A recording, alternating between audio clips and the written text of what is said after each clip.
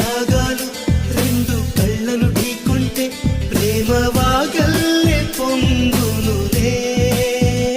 దీన్ని ప్రళయం అనుకో మనన లేక ప్రణయం అనుకోనా?